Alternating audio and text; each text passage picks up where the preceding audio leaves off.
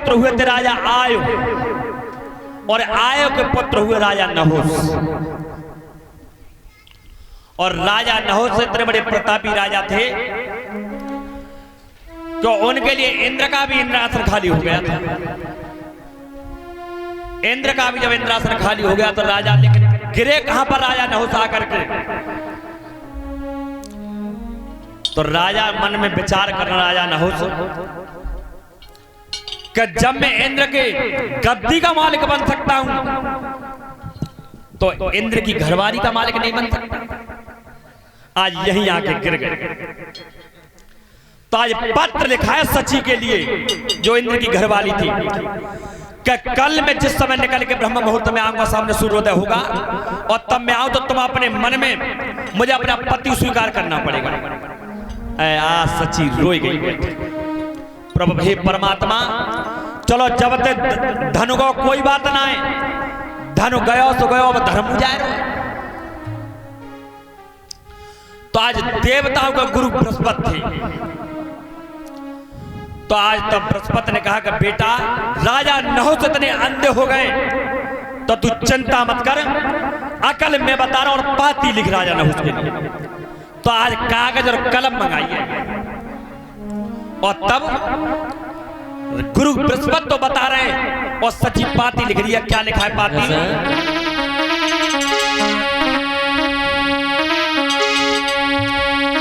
अरे सुनो भूपदे ध्यान, और महात्मा बोल रहे बोली,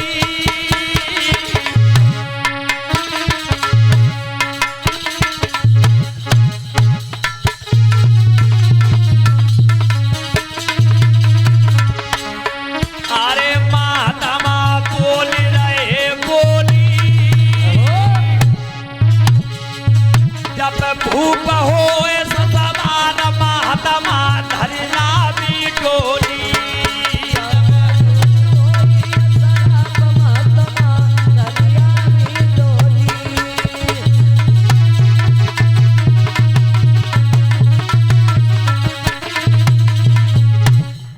तब का बेटी चिंता मत कर, अंधे हो रहे राजा नहुस।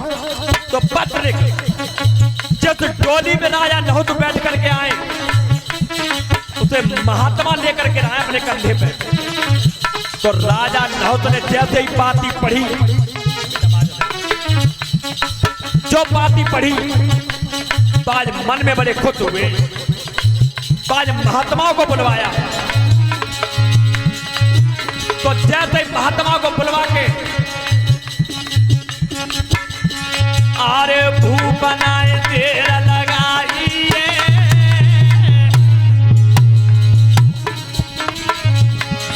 डोली नए सजाए महात्मा नए बुलवाई, कोई डोली नए सजाए महात्मा बुलवाई, डोली नए बुलाई महात्मा।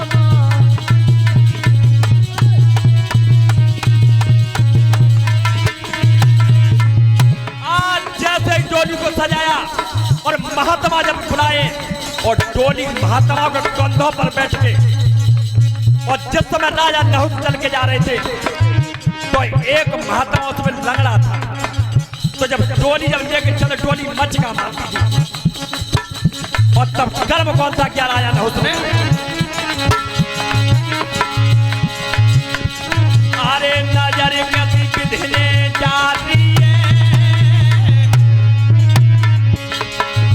ना मन में करो विचार, ना साधु में बाती है, मन में करो विचार, साधु में मारी है, भैया मन में करो विचार, साधु में मारी है।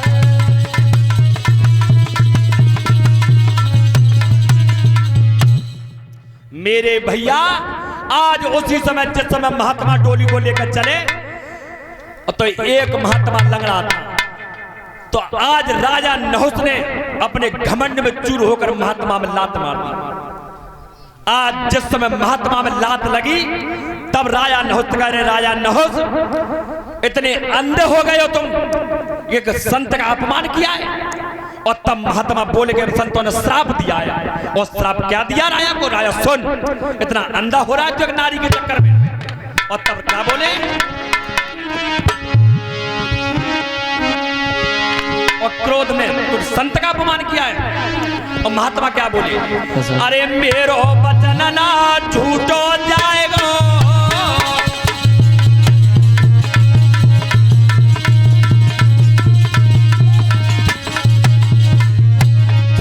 अरे मेरो वचन ना झूठो जाएगा, और राजा तू अजगर है जाएगा।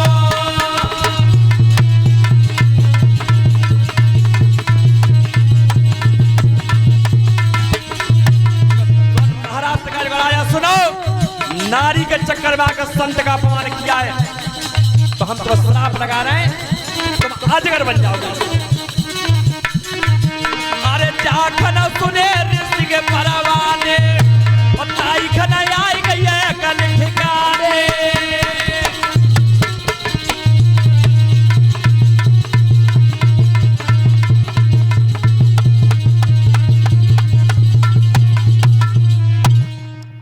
तब आज उसी समय संतों ने श्राप लगा दिया कि महाराज नहुस को जाओ तुम अजगर हो जाओ। अब तब कहा कि महाराज आज नहुस अब कह रहे हैं संतों से, जो महाराज श्राप तो आपने लगा दिया, लेकिन सर्प योनि में कब तक रहूंगा? तब बताने संतों ने कहा कि हे राजन, इस समय तुम सर्प बनी रहोगे, त्रेता आएगा उसमें भी सर्प रहोगे। त्रेता के जब द्वापर आएगा, द्वापर के अंत में जब यक्ष और युधिष्ठिर का संवाद होगा, यक्ष देवता प्रश्न करेंगे धर्मराज युधिष्ठिर से और वो प्रश्नों का उत्तर देंगे। जब वो वाणी तुम्हारे कानों में पड़ेगी तब अपनी सर्प योनि को पुनः छोड़कर अपने मनुष्य योनि में तुम तो मेरे श्रोता बंधु, आज राजा नहुस के पुत्र थे जिनका नाम था महाराज अयाति।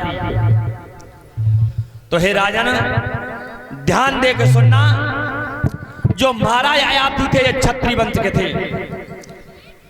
तो हे राजन परीक्षित, महाराज उत्तरानंदन परीक्षित कहले कि महाराज हमारी एक बात समझ नहीं आई, जो अयाति महाराज थे वो क्षत्रिय थे, लेकिन राजा अयाति के लिए ब्राह्मण की लड़की का वर्ण कैसे हुआ?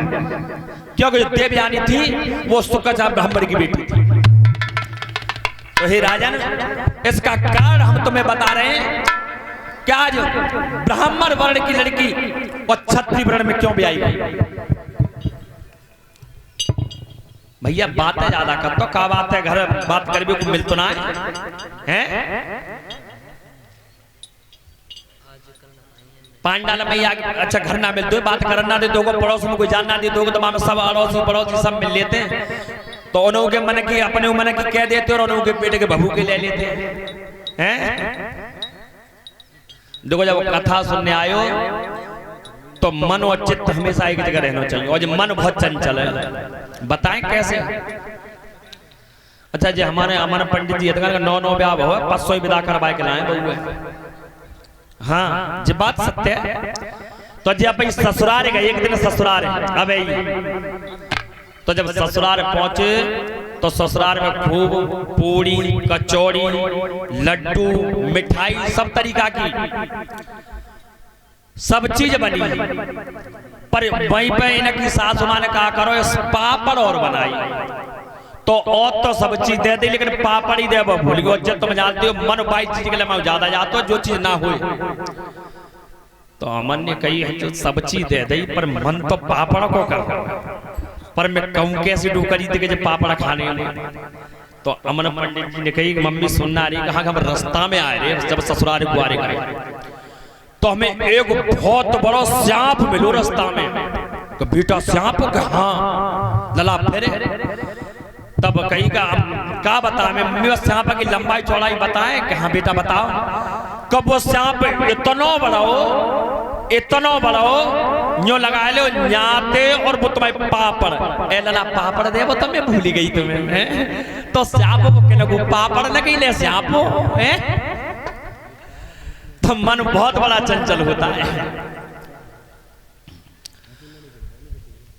चलो प्रेम से भगवान का कीर्तन ताली बजाते हुए उसके बाद कथा की तरफ चलेंगे।